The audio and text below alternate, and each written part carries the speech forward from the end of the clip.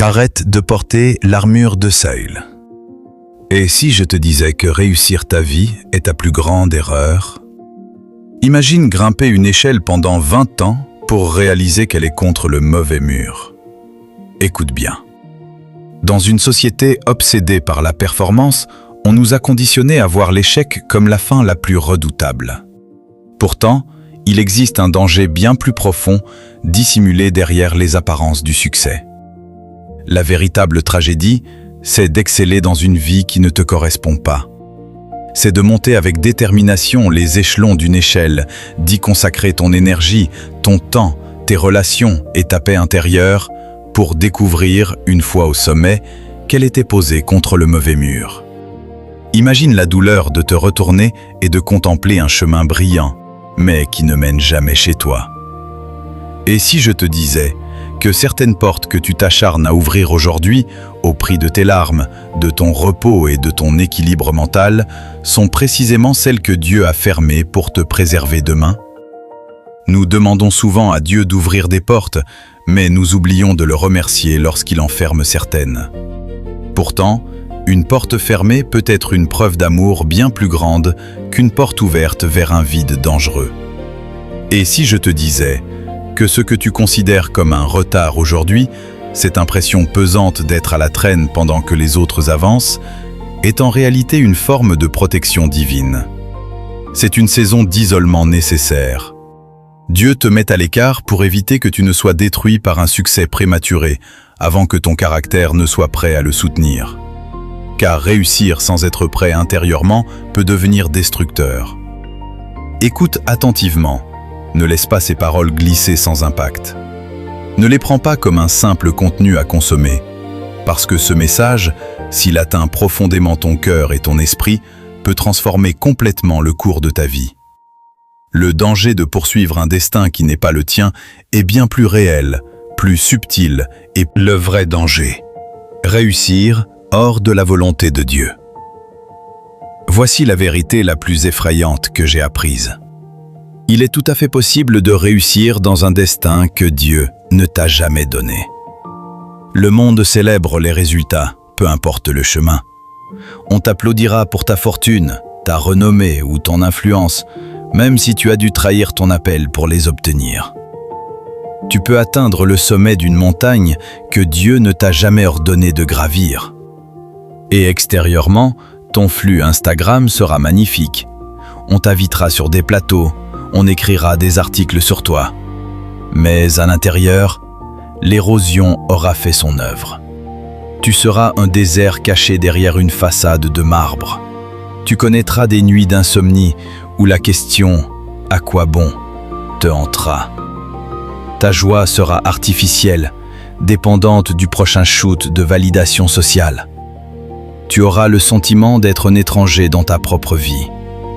Il n'y a pas de solitude plus glaciale que celle d'être au sommet d'un destin que tu as volé à un autre. Tu réussis selon les critères des hommes, mais tu échoues selon l'éternité.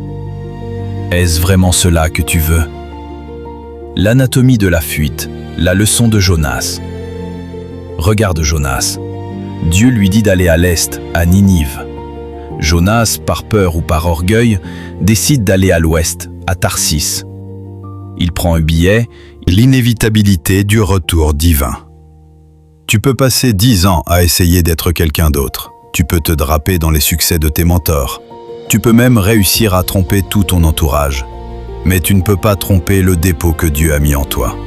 L'appel de Dieu est irrévocable. C'est une signature génétique spirituelle. Tu peux essayer de l'enfouir sous des couches d'ambition mondaine, elle finira toujours par ressurgir. C'est ce que Paul appelait l'aiguillon.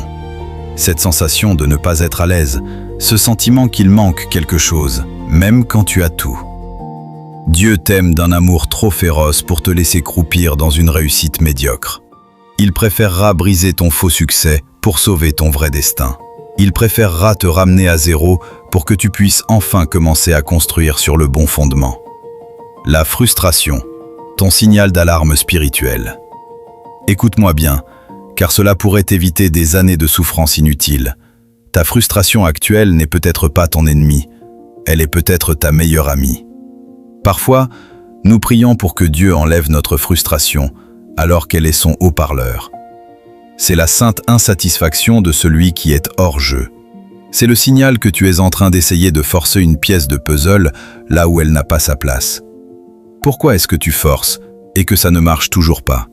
Pourquoi insistes-tu et que chaque porte se verrouille au nez? Pourquoi continues-tu d'avancer dans cette voie et que ton cœur s'assèche?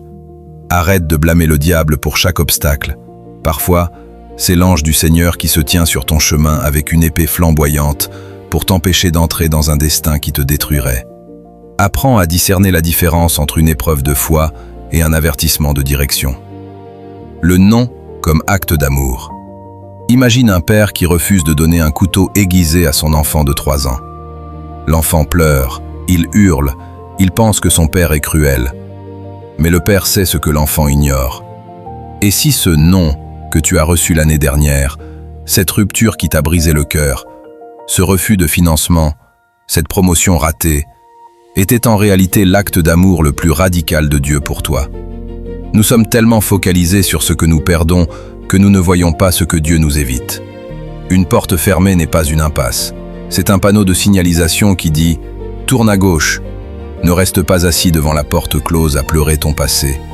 Lève-toi, essuie tes larmes et cherche la porte que Dieu a ouverte spécialement pour tes pieds.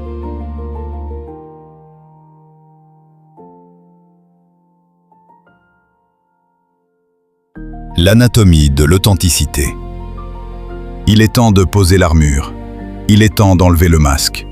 Il est temps de cesser de regarder ce que le monde attend de toi pour enfin écouter ce que le Créateur murmure à ton esprit. Ton authenticité est ta seule véritable monnaie d'échange dans le royaume de Dieu. Tu ne seras jamais récompensé pour avoir été un excellent acteur. Tu seras récompensé pour avoir été le serviteur fidèle que tu as été créé pour être. Tu es choisi avec tes défauts. Tu es appelé avec ton passé. Tu es équipé avec ta propre personnalité. Goliath n'a pas été vaincu par l'équipement du roi, mais par la singularité du berger. Ta victoire se trouve dans ce qui te différencie des autres, pas dans ce qui te rend semblable à eux. Embrasse ta différence, car c'est là que réside ton autorité spirituelle. La paix de la bonne trajectoire. Écoute bien ceci, car c'est le remède à ton anxiété. Ce qui est destiné pour toi ne peut pas être volé par la vitesse d'un autre. Nous courons souvent par peur de manquer une opportunité, comme si les bénédictions de Dieu étaient en quantité limitée. C'est une mentalité de manque. Le royaume de Dieu est un royaume d'abondance. Si Dieu a décrété qu'une bénédiction porte ton nom, elle t'attendra. Elle ne sera pas donnée au plus pressé, elle sera donnée au plus près. Tu n'as pas besoin de manipuler les gens pour réussir. Tu n'as pas besoin de te vendre pour être reconnu. Tu n'as pas besoin d'écraser les autres pour monter. Quand tu es sur ton propre chemin, les ressources divines te trouvent. Les corbeaux ont trouvé Élie parce qu'il était exactement là où Dieu lui avait dit d'être. Si tu es à ta place, ta provision est garantie. Si tu es à la place d'un autre, tu devras te battre seul pour chaque miette. Le secret du lâcher-prise. Lâche prise. Aujourd'hui, maintenant, laisse tomber cette image de toi que tu essaies désespérément de maintenir. Laisse tomber ce projet qui te vide de ta vie. Laisse tomber cette comparaison qui te ronge les os. Le repos ne vient pas de l'absence de travail, mais de l'absence de friction. Quand tu es dans ton destin, il y a une fluidité, une grâce qui accompagne l'effort. C'est ce que Jésus appelait son joug léger. Si ton fardeau est trop lourd, c'est probablement que tu portes celui de quelqu'un d'autre, en plus du tien. Tu n'as pas besoin de briller plus fort que ton voisin. Tu as juste besoin de porter ta propre lumière. La lune n'essaie pas d'être le soleil, et pourtant, sans elle, nos nuits seraient bien sombres. Ta vie est une œuvre d'art originale. Regarde ta vie non pas comme une série de problèmes à résoudre, mais comme une œuvre d'art en cours de création. Parfois, l'artiste doit effacer un trait que tu trouvais beau pour en dessiner un plus profond. Parfois, il doit changer la couleur de ta saison pour qu'elle s'accorde avec le reste du tableau. Ton chemin est unique. Il comporte des vallées d'ombre que d'autres n'ont pas, mais il possède aussi des sommets de gloire qu'ils ne connaîtront jamais. Ne vends pas ton héritage pour une reconnaissance éphémère. Sois fier d'être l'original que Dieu a conçu. Seigneur, Créateur de mon âme, je te remercie pour la précision avec laquelle tu as tracé ma route. Aujourd'hui, Je dépose au pied de ta croix toutes les armures de Saül que j'ai essayé de porter par peur, par orgueil ou par besoin de plaire. Je te demande pardon d'avoir envié le jardin des autres, alors que tu avais mis des semences d'éternité dans le mien. Libère mon esprit de la tyrannie de la comparaison. Donne-moi le courage de David de rejeter ce qui n'est pas pour moi, même si c'est prestigieux. Donne-moi la paix de Jonas une fois qu'il a accepté sa direction. Seigneur, je choisis d'être moi-même. Je choisis de marcher dans mon appel, avec ma voix et mes limites, car je sais que ta puissance